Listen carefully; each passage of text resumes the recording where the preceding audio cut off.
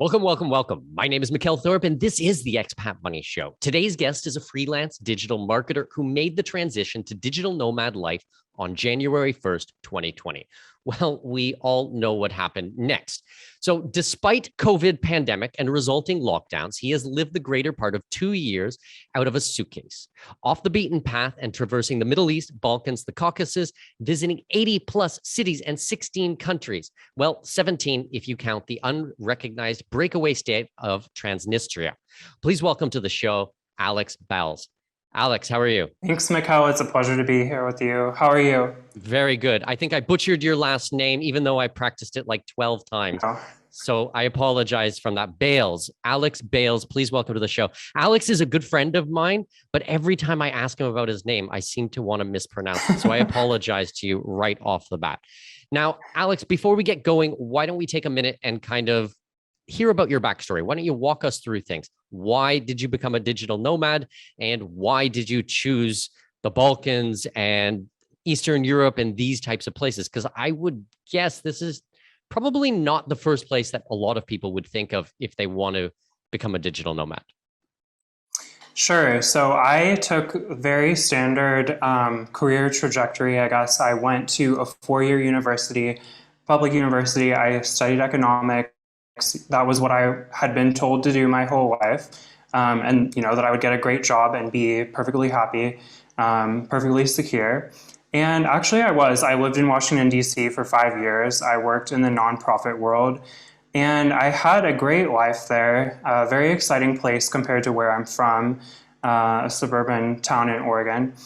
But I never quite felt like I had found myself. I never quite felt content. And I wouldn't consider myself sheltered whatsoever, but I hadn't done nearly as much as I wanted to do. I hadn't seen enough of the world and I hadn't experienced as much of life as I wanted to.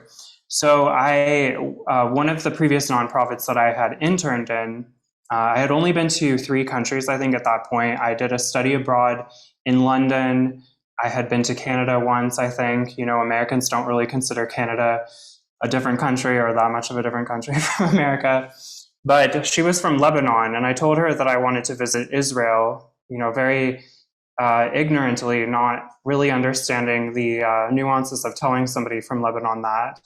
And interestingly, there actually was an Israeli in our intern class, but she invited me. She said, no, come to Lebanon. And I had kind of heard about the Paris of the Middle East.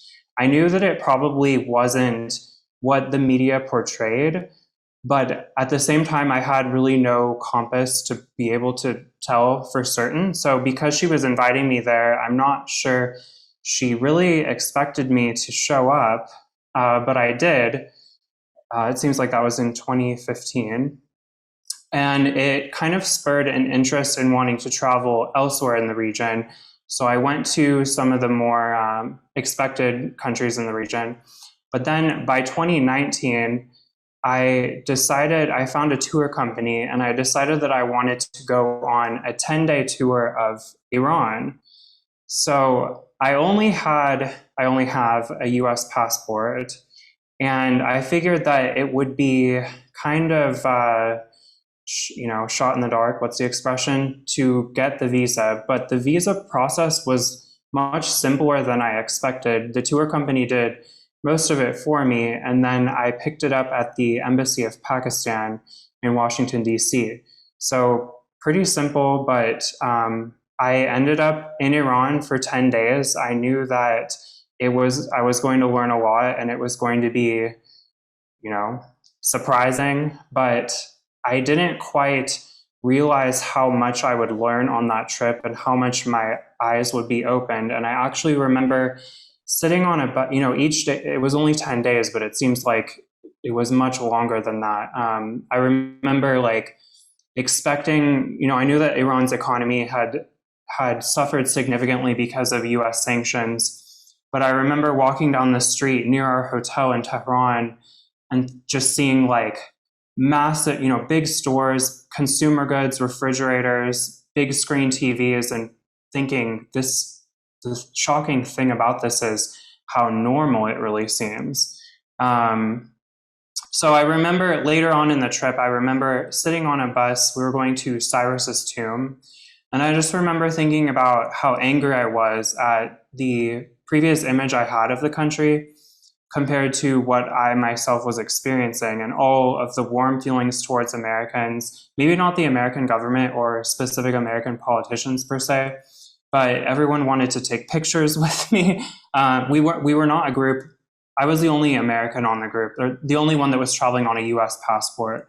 So when we would run into people, I always volunteered, I'm from America. Everyone else is from like Europe, other countries. I always volunteered this, and everyone wanted to take pictures with me. The reactions were pretty universally positive, like shocked. They had never met an American, most of them. And so I remember kind of sitting on the bus to Cyrus's tomb and feeling just so angry that not just me, but Americans in general had this perception of Iran, and I was experiencing something significantly different. And also that, I worked in DC and I was in the nonprofit world, and I knew I had encountered a lot of people who were supposed to be experts on the region, just coming back and kind of listening to people talk on TV who were supposed to know about it. I felt like I knew more about it just visiting for 10 days. So that was a very eye-opening experience for me. Okay, well, before we get into what you did next, actually, I want to push my way, and I'm going to interrupt you here, Alex, because I've been to Iran as well, and I had a lot of the same feelings. This is supposed to be the axis of evil. This is where the devil incarnate lives, and Satan, and just the worst people on planet Earth, and they're going to kidnap you and torture you and sell your organs, and all these horrible, horrible things that you hear. And actually, when you go to Iran, it is filled with the nicest, sweetest, most gentle people I have ever met in my life. Now, I lived in the Middle East for 8 years, and I was kind of assuming ignorantly myself that it would be very, very similar. These were Arab men, and maybe more similar to Egypt or something like that, which I've traveled through. Actually, it is nothing like that. It is very, very calm. You start walking through the Medina or the old town, the markets, and a woman will go by, and the men are like totally silent. They'll take a step back. There's no cat calling. There's no names. This isn't like Morocco or some of the other places that I've been that people would actually think of being quite aggressive in this regard. I went with a tour company called Keys to Persia. Do you remember what your tour company was called? You may be familiar with them. They're called Young Pioneer Tours. Young Pioneer Tours. I think I've heard of them, but not one that I've ever used myself. Oh, okay. It's the company that Otto Warmbier took to North Korea. Okay. That's why most people know who they are. No idea. Don't know who that is. I actually don't follow like any other travelers or pretty much any other adventurers unless they've been on my podcast. Then they're on my radar. Otherwise, okay. I actually had a conversation with someone the other day when I was in Colombia, and my friend was like, "Oh, have you read this adventure book? Have you read that adventure book?" I'm like, "No, I read science fiction and fantasy." They're like, "But adventure and travel and these things are your life." I'm like, "Yeah, it's my life. That's why I read fantasy or something else, because I deal with this every day, all day long. I want some escapism. I want something completely different." Anyways, I digress. Okay. Iran, amazing country. I absolutely love it. Now, what happened next? So I came back to Washington, D.C., and I just realized how much I didn't know about the world, how much, compared to how much I thought I knew. I think the reaction of my colleagues and friends to me traveling to Iran, while I love them, all of them. Most of them. There's like a Freudian slip there. It was such a I don't really belong here. Like, I don't like this. I don't like this negative reaction. So I just realized that I was in the wrong place. And I came to DC hoping to work to provide for a freer America and a smaller government. And that's not what was happening at the time at all, under the presidency of Donald Trump, whatever you think of him relative to, alternatives. So I just realized that I wasn't where I wanted to be. I didn't know what I wanted to do. That's still a process I think that we're all figuring out, and I learned that that's okay. So fast forward 10 months later, I ended up going on a trip with my mom to Europe for a month, and we went to the UK, France, and Italy. And then I left my job right before we did that. So then I came to Istanbul in January of last year, on January 1st. So I was flying on a Turkish Airlines flight at 11:30 on December 31st, and I watched the ball drop on the TV, the ball in New York drop on the TV screen on the back of the Turkish Airlines chair. Cool. And so I landed in Iran on New Year's Day, 2020, thinking that I wanted to teach English. So I did an English certification, or a certification course to teach English as a second language. And then after that was over, in February, I went to Egypt for 2 weeks. And I started hearing about this thing called the coronavirus, I guess is what we were calling it at the time. And I just kind of thought, I was hearing that most people who got it, they just had very mild symptoms, a cough and a fever, and that was fine. I wasn't really paying attention to it. I was I certainly didn't think that it was going to have the impact on the world that it did over the next 2 years. And I remember going to Egypt, going into the Valley of the Kings and going underground and seeing all these Chinese tourists with wearing masks and thinking that it was so silly, because at the time we were being advised that, don't wear a mask. That doesn't have an impact on spread. So thinking that it was so strange, and also that the coronavirus was coming from China. And so I came back to Turkey. A friend from Iran visited me for a couple weeks, and then it started becoming more evident that COVID was going to have more of an impact on travel than we all thought. Because Turkey, as soon as he got there, it seems, Turkey suspended all flights from Iran. Iran was one of the first hotspots for COVID. Yeah. So he had to go, but he had been planning on staying with me for maybe a month. And he had to go back really fast on one of the last flights back to Iran. Fast forward a month, I had been planning some travel to Uzbekistan with another friend. They had just opened up. They had been notoriously difficult to get a tourist visa from, but they had just unveiled a new e-visa program. It was very easy to get a visa. So I got that visa. I was planning a trip to Uzbekistan for a couple of weeks with a friend, and then I was going to do Azerbaijan and then Georgia. And then it became obvious that I wasn't going to be able to do those things because flights were being canceled all over the world. So on March 10th or so, I realized, I thought my 90 in 180 day visa for Turkey is going to be expiring soon. I should probably get out of here. So I flew to Tbilisi, Georgia on one of the last flights. And I remember the bus ride to Sabiha. It's not the main airport in Istanbul, it's the smaller airport. Just like the most depressing thing ever, with everyone wearing masks on the bus.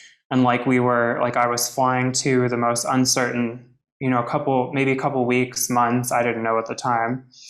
And getting on the plane, and I didn't realize that they had been calling for boarding. I was waiting for everyone to line up for boarding. There was no one there were maybe 3 to 5 people on the plane. So they had been calling my name and making announcements in Turkish. And then someone came up to me and I realized oh, this is my plane. It's about to leave. And looking down the aisle of the plane, and maybe there were 3 people on the whole flight. It was the last flight to Tbilisi. Okay, so I'm listening to your stories here, and I'm a little bit surprised because, okay, yes, you had been to Canada and maybe some other countries. You mentioned Italy and the UK and things like that. But that's very different travel than Iran and Georgia and Istanbul and these types of places, as what I would consider, and I hope you take no offense from this, at the time, a brand new traveler. You really, at that point, hadn't had a lot of experience. So before we kind of jump into, where did you go next and what was your experience like, I want to break down what was going through your head. Why were you choosing these types of countries? Most people are okay, Paris, London, Germany, maybe Costa Rica, maybe Panama, maybe they'll fly over to Thailand if they're really adventurous. But Iran as one of your first countries, Egypt's a full-on country. I mean, I've traveled through there, and I mean, it's pretty full on. It's not for It's an beginner travel. experience. It's an experience. Thank you very much. It's an experience. I'm not saying anything bad and I'm not insulting anyone. I had a great time there. But you need to know what you're doing for some of these types of countries. So walk me through kind of like what was in your mind when you were choosing these destinations. That's a good question. I didn't consider myself a new traveler. Maybe by the time I came to Iran, I had been to 12 countries, maybe, fairly cliche, common. I said places like the UK and France, but I had been there multiple times. Okay. So I didn't really consider myself a new traveler. And I had been to Lebanon. But yeah, I guess again, Americans don't tend to travel. So that's probably why I considered myself a more experienced traveler than I really was.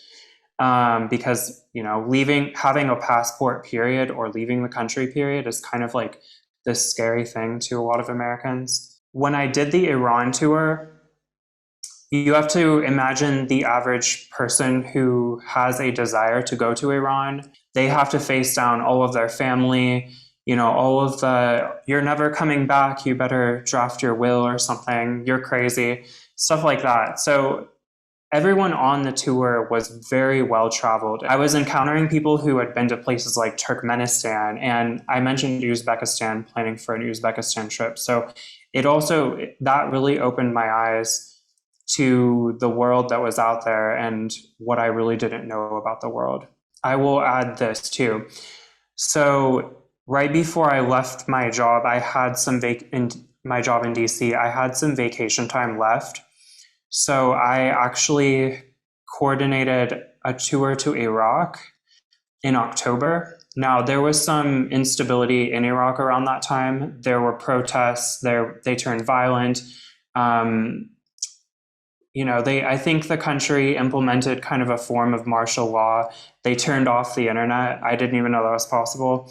But I was talking to my Iraqi friend, and there were several days where he couldn't talk to me at all. So that all happened right before I was supposed to go to Iraq. And then the tour company Saudi Arabia opened up to tourist visas. It had been, obviously people have traveled to Saudi Arabia as religious pilgrims going on the Hajj. But I think maybe 2 weeks before this, what was supposed to be the tour to Iraq, Saudi Arabia opened up for tourism. So they kind of said, hey, the tour's canceled to Iraq, you can have your money back, but if you'd like, we'll take you on this Saudi Arabia itinerary and you'll be one of the first tourists, official tourists to go to Saudi Arabia. Amazing. So, okay. So just to get my timeline right, and then I have some questions on this one. This was before you were heading to Georgia. This was in between Yes. Okay. So in between Iran and the Georgia, you went to Saudi.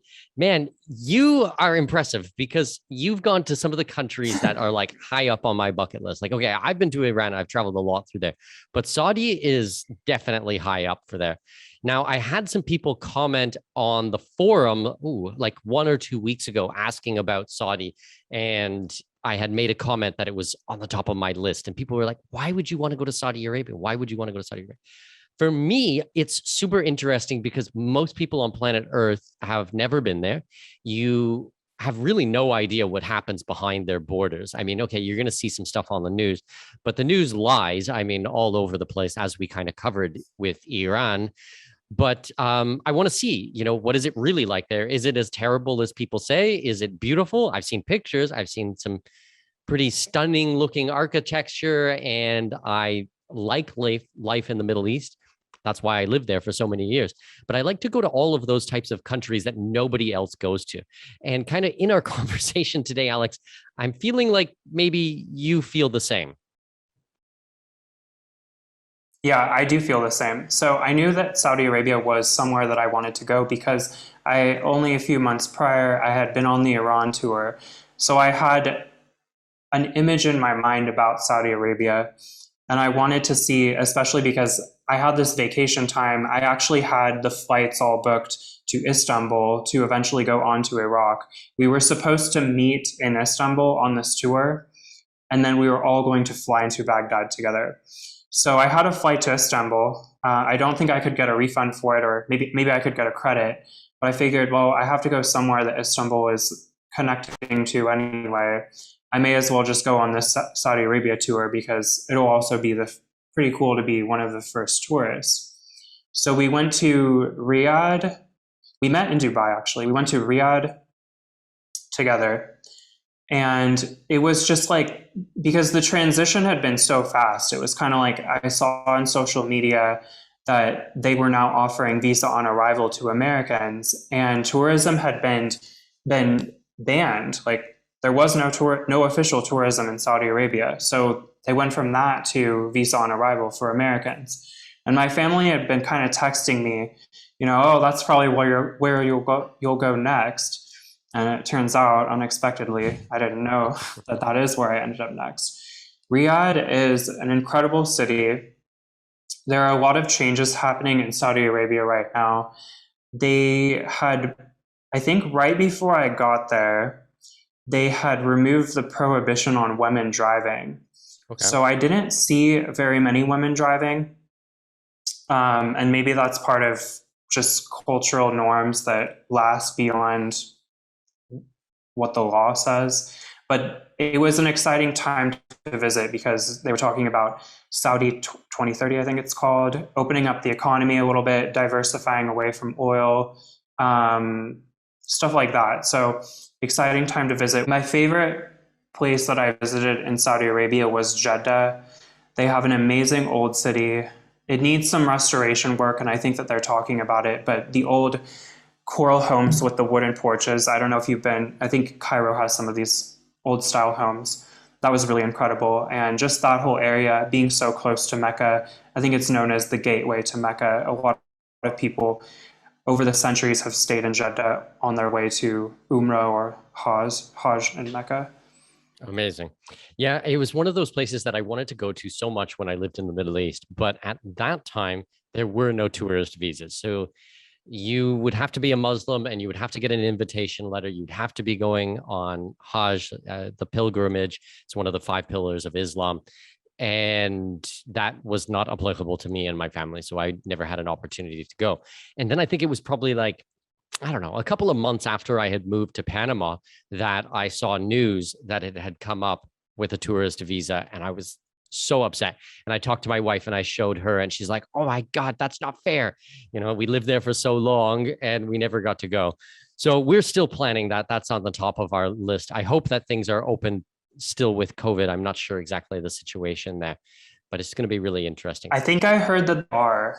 Okay. I think I'm going to have to put this back on the top of my list. My big ones right now are Pakistan and Saudi Arabia. Those are the 2 places I want to see more than anything else. Yeah, Pakistan is another place that was very difficult previously for Americans to travel to, at least. I'm not sure about Canadian passport holders, but I've had a couple friends who did the e-visa and easily traveled there. So I'm looking forward to it maybe by next year. Maybe we'll get a whole big group of expat money cool. Community or something like that. We'll go to Pakistan. If you guys are interested, join us on the forum. Maybe we'll start a thread on there and see if anyone's looking forward to that too.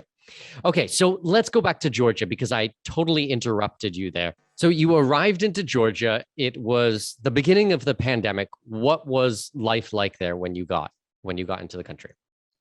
So I had been in Istanbul. And it seemed like life was fairly normal there until maybe the last 2 days.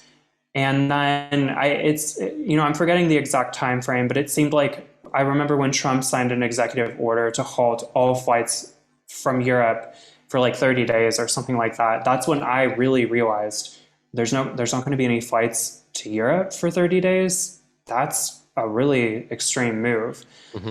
So that's when I kind of started to realize, this new path that I've set out on, I'm jumping into really uncertain waters right here. I mean, I already knew that I was jumping into uncertain waters, but this is like really bad timing for me.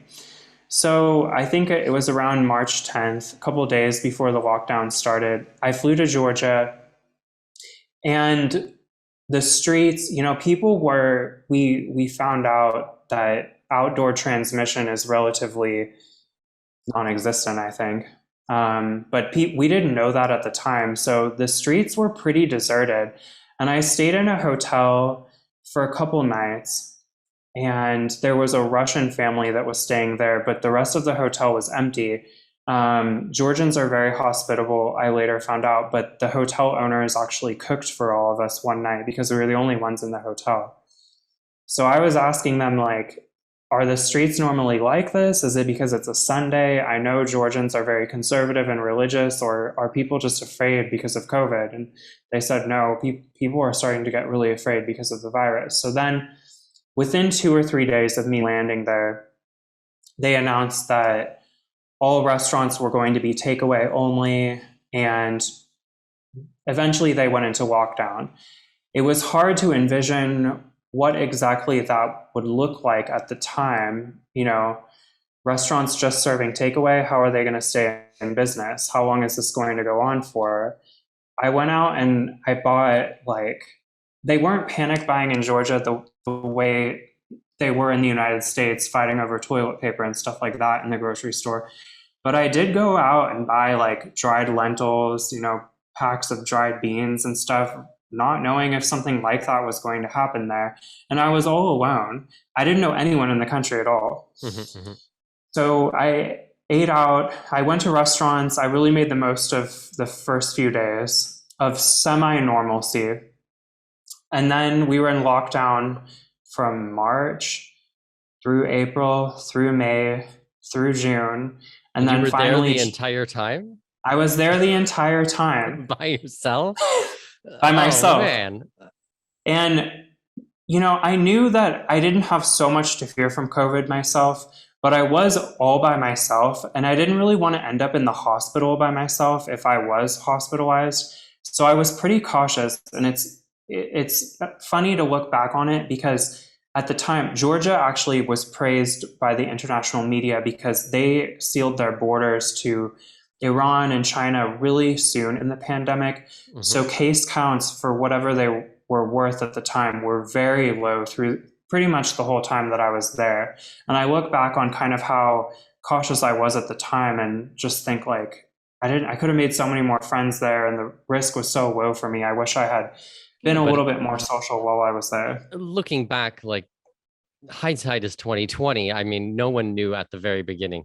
I mean, like, we heard about COVID in early January, started loading up from Costco, like tons of food and everything like that. We already had quite a bit because I'm kind of a mild prepper myself, but we loaded up on even more stuff. And then in February, early February, I was taking flights. I was the first person to have a mask on because we had no idea what was going on.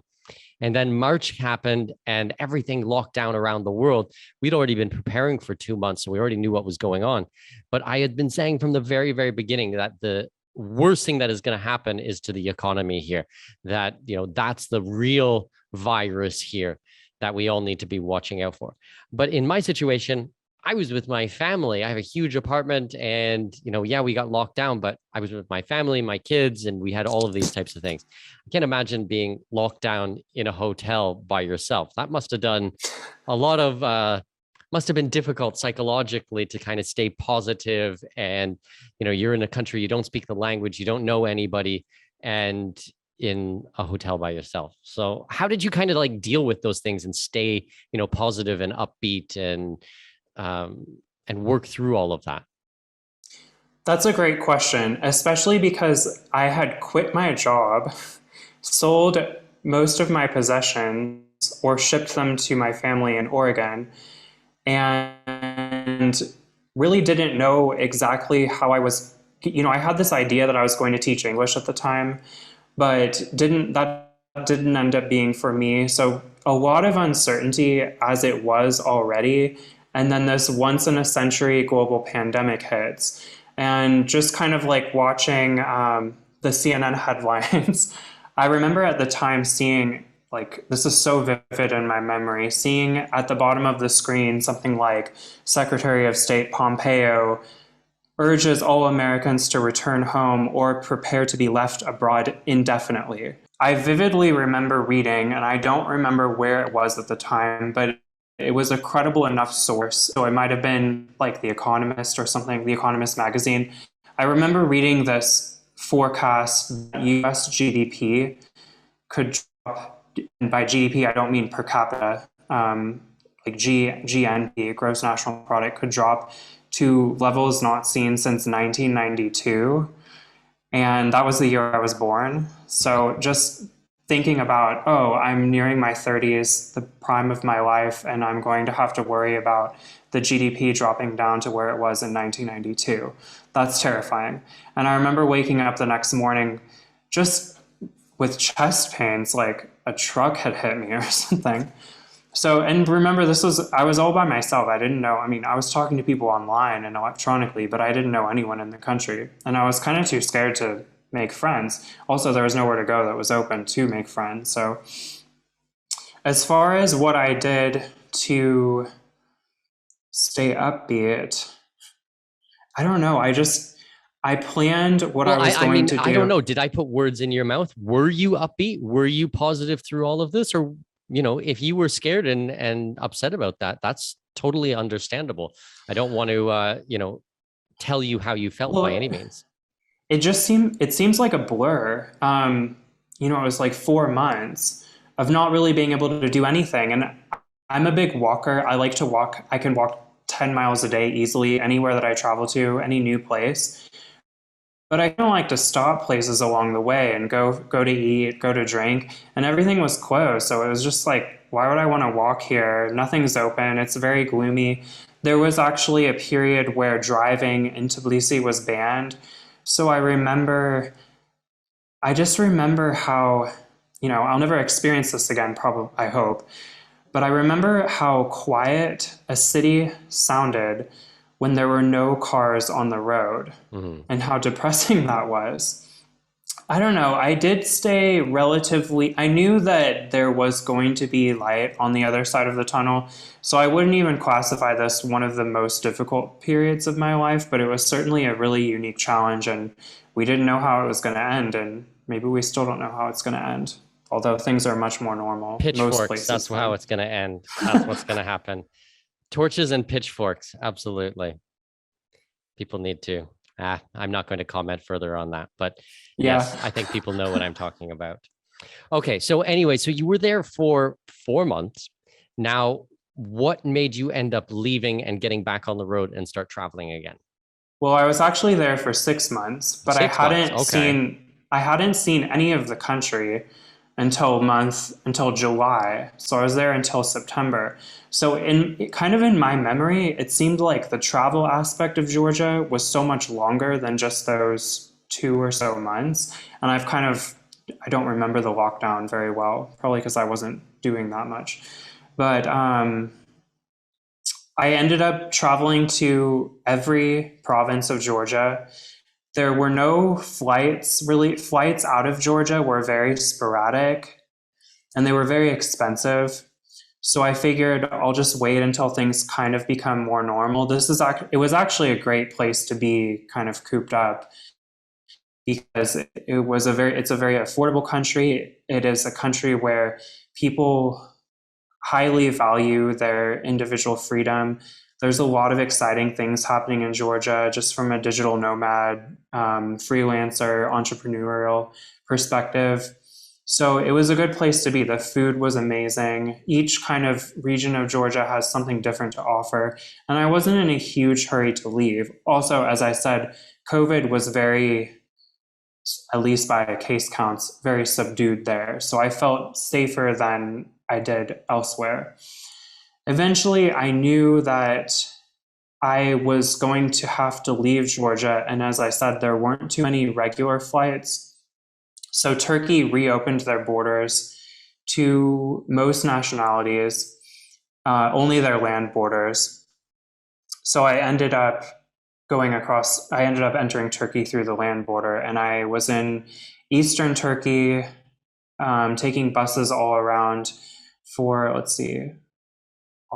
September, October, November, before I came back to Istanbul. So I saw a lot of Eastern Turkey in those 3 months. Okay. And when you were in Turkey, and specifically in Eastern Turkey, what was it like on the ground there? Were people all masked up? Were there lockdowns, quarantines, curfews? How did the Turkish people kind of handle things from the COVID side? So I should say, as I was leaving Georgia, that's when COVID really spiked in Georgia, coincidentally. I came to Turkey and everyone had been in Georgia, everyone had basically been adhering to the, 2 meters, social distancing, let's flatten the curve, everyone needs to wear a mask. But like looking back on it, and now, as I was leaving, they were kind of like not being so cautious about it anymore there. People weren't wearing the mask correctly. They weren't, they were gathering a little bit more. They were out in the streets a little bit more. But I came to Turkey, which isn't much, right? Good for them. They realized it was all BS. Yeah. I came to Turkey, which is a much more urban population. And you had to, I'm not making an excuse for them creating this rule, I guess, but you had to wear a mask in the street, walking outside down the street. Granted, it's fairly crowded in Turkey and in the cities, but that took some getting used to, and it was very hot there, so it was very uncomfortable to wear a mask all the time. But it was much more of basically a police state. The military was out. They were telling people, pull your mask up, put your mask on, stay away, don't stand too close to this person. So it was much more strict, and people were more, I guess, fearful of the virus there. That's sad to hear because I always had thought that Turkey had handled things quite well. Now, I've been to Turkey multiple times, but not during the pandemic. I think, and correct me if I'm wrong, they kind of reversed course on these pretty early, and Turkey actually did become one of the more open countries on planet Earth. I heard different things, so I think they went back and forth. It seemed like when I was in Georgia, I remember hearing that the lockdowns in Turkey weren't that restrictive. So I think they kind of went back and forth on that. Flip-flopping all over the place. But it took some getting used to be told by the police you need to wear a mask walking down the street, even if there's no one around you. Yeah, that's very bizarre. Also, one other point that I wanted to mention is, going back to where the governments were saying, oh, we strongly suggest you come home or, fly back to Canada, fly back to the States, fly back to these countries. For me, it's like, why? Like, I mean, if this is going to be everywhere in the world anyways, then why would I want to fly back to Toronto or for you to fly back to, the West Coast or something like, or back to DC? I'm like, that doesn't make any sense whatsoever. Okay, it's supposed to be the airports are so dangerous and airplanes are so dangerous. So why do you want to get on an airplane then if it's so terrible and bad? And it's like, okay, these small countries and they have lockdowns as well. So why did the governments care at all about bringing people home? I don't know. It's just a weird little side note, but still doesn't make sense in my head today. I hadn't really thought about that. Well, I'm sure I have thought about it at some point, but yeah, it doesn't make any sense. I don't know. I kind of thought at the time that we didn't really know how deadly it was. And this is a little morbid to reflect on. I thought potentially I'm going to have to prepare for deaths in my family. So I don't want to be stranded if that happens. Eventually, I did have a close family member pass away, but it wasn't because of COVID. I still don't know anybody who has died from COVID. I guess I'm very lucky. I don't think I do either. Yeah, I haven't had anybody in my life. I haven't met anyone. There's no friends' parents or grandparents, or I don't know anyone. So I guess I'm very fortunate in this regard. I don't wish harm on anybody, and loss of life is very terrible. And anyone who's listening to today and hears my kind of disdain for COVID, what I'm specifically referring to is government's overreach and trampling all over people's freedoms and rights. I'm not downplaying any deaths or anything like that, but government's handling of things I think is criminal, and they have no right to do any of this stuff. It's not part of their role. It's not part of their roles and responsibilities. So just to clear that up completely. So, okay, so you were in Turkey for a couple of months. Then what happened next? Where did you go next, or what happened next, or how did things unfold? Well, so I had a blast in Eastern Turkey. It's very much off the beaten track. I would say, everyone thinks of Turkey as it's a NATO member. Lots of people visit Turkey from the West. But Eastern Turkey is just a whole other world. No one speaks English out there. And I actually remember, so I'll get into this later. I actually remember coming home for Christmas in 2020 and not really being used to having somebody speaking English to me at the grocery store because I had been in Eastern Turkey for a couple months. I'm going to tell this story. I was on a ferry in Van, Turkey. I was on a ferry. Lake Van is a giant freshwater lake in the east of Turkey. I was on a ferry out to the island, and I used the toilet on the ferry, and I had mentioned that there was an outdoor mask mandate.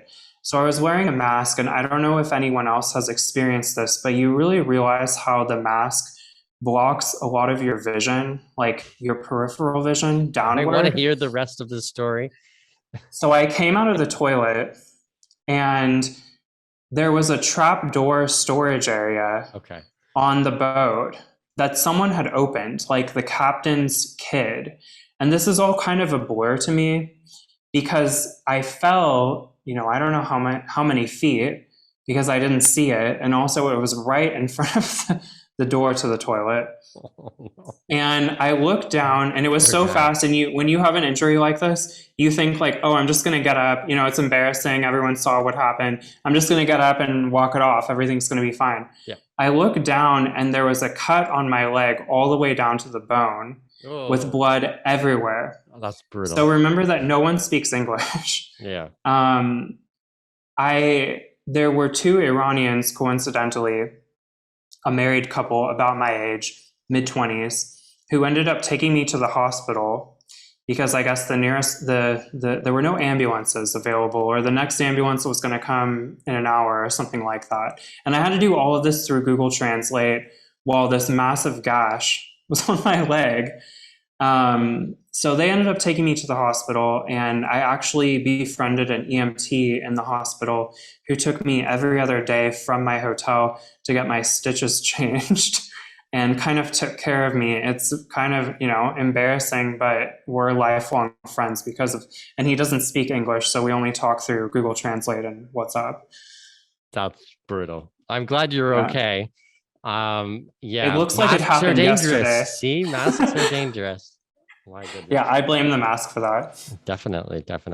Now, did you have insurance? Was all of that covered? Were you worried about getting these crazy medical bills overseas? This is very irresponsible, but I had let my insurance lapse. So the whole thing ended up costing about $100. I went to both government-run clinics and private clinics. I don't have any commentary really to provide on that other than the government-run clinics seemed like Western standard, basically. I'm not in favor of socialized medicine, but... Well, I would suggest anyone listening, please, if you're going to travel with health insurance, get worldwide coverage. If you guys go to expatmoneyshow.com/insurance, you can check out the guys that I work with. They're excellent. And please, please, please do not follow Alex's example in this one. In this instance, it was only $100 bill, but I have heard of people, and I've had people on the show. I had one guy on the show named John who fell and broke, I think it was both of his shoulders, and they had to fly him back to the States to have surgery. And it was like hundreds of thousands of dollars.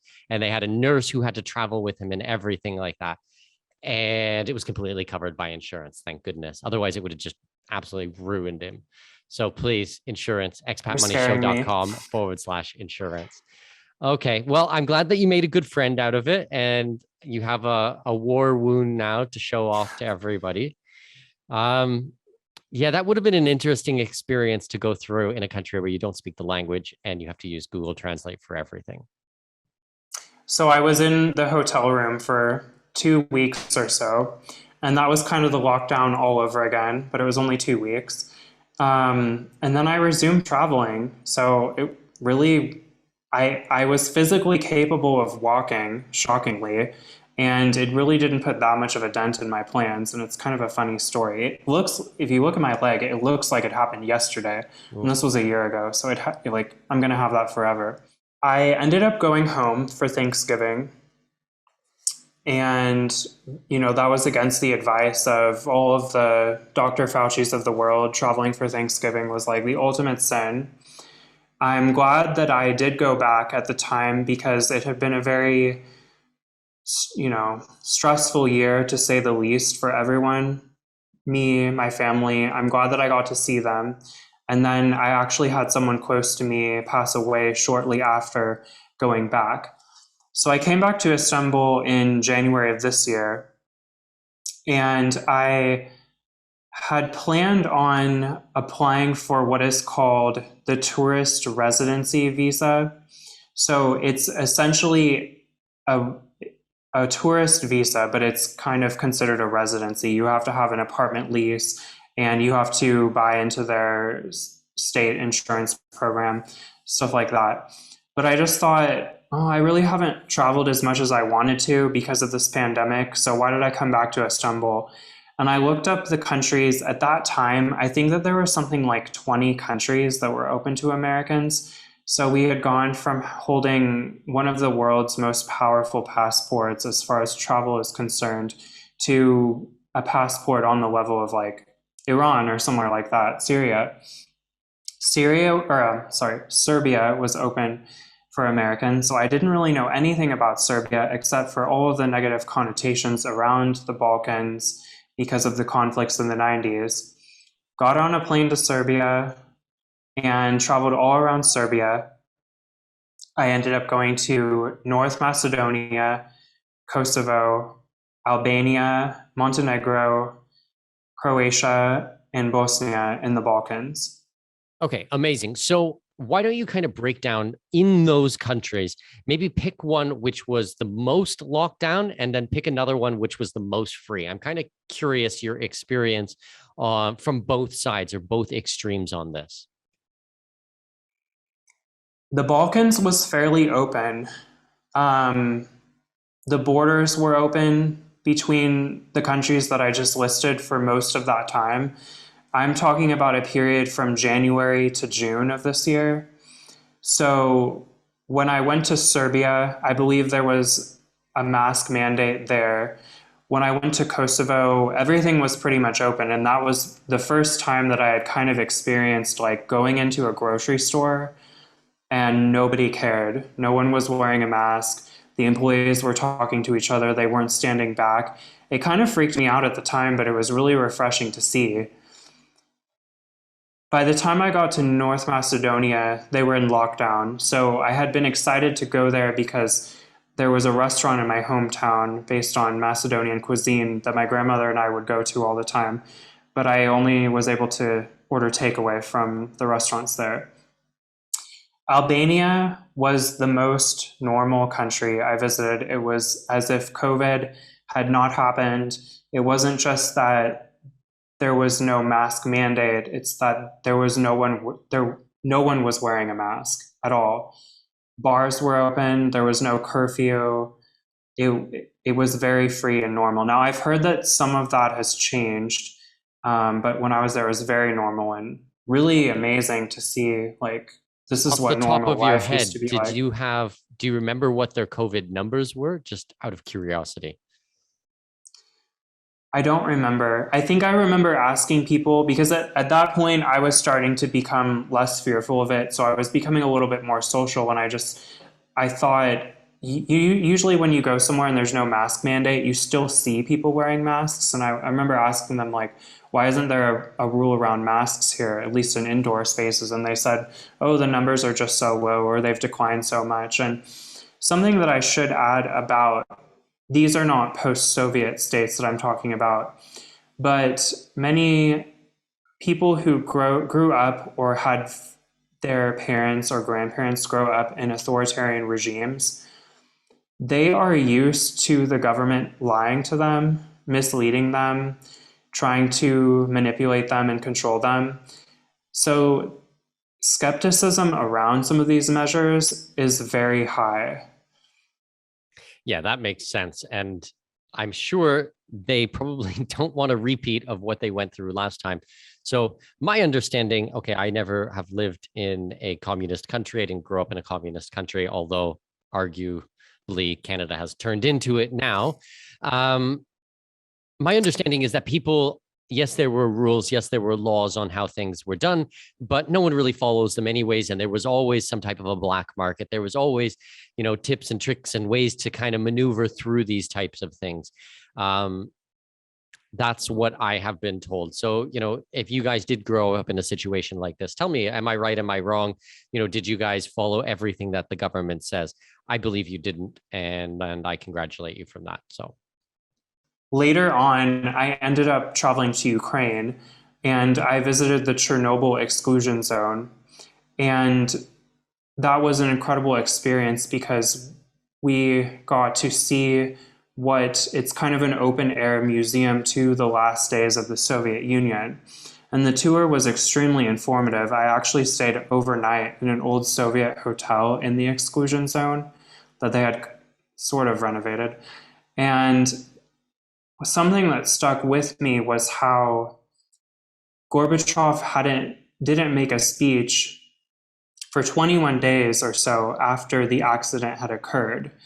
The people in the town neighboring the Chernobyl accident were told that they were going away for 3 days only and that they should pack for kind of a weekend trip and that everything was okay. We have everything all under control. And they were never allowed to return officially. Some of them did return illegally. And they talked about on the tour how people's faith, if they did have any faith remaining in the Soviet system, really dissipated, finding out that they had been lied to, and on such a scale as the Chernobyl accident. Yeah, that's wild to think about. Absolutely wild. We're getting close to our time here. So I guess what I want to understand is, and what I want your opinion about is, should people be traveling during COVID? I mean, I have tons of digital nomads or people who want to be digital nomads or expats. Should people go out there and be trying to travel now with all of this extra hassle? Or should we just be trying to wait it out and then when we're on the other side, then start our lives again? What are we waiting for? COVID isn't going away. COVID will always be around. COVID isn't going to be eradicated. I think that the goalposts will be ever changing as far as travel restrictions related to COVID. Unfortunately, I don't anticipate a time when we won't be wearing masks on planes, for instance. But I mean, if you're healthy, go for it. What are you waiting for? It's still possible to travel internationally. It's more difficult certain places than others, but I've been seeing headlines that much of Southeast Asia is opening up, and as most people know, in Australia too, as most know, they had adopted a so-called zero COVID approach, and I think they're kind of realizing that that's just not feasible forever, so they're opening up. Exactly. So you heard it here. Go travel. There are options. There are countries that are open. This has been going on for 2 years now, just under 2 years. It's like, what are you waiting for? As Alex said. Brilliant. I love it. Thank you so much for the conversation today, Alex. Thank you for sharing your knowledge and your experiences of being out on the road during COVID and traveling through the East during this time. If my listeners want to get a hold of you, if they want to follow you and learn more about what you do, where can we send them? They can go to empoweryoumarketing.com. I just launched the website recently, and I'm starting my own boutique digital marketing agency. Beautiful. And we will make sure that we have the links to that in the show notes at expatmoneyshow.com. Alex, thank you so much. And I will talk to you soon, my friend. Thanks, Mikkel. Thanks for having me on.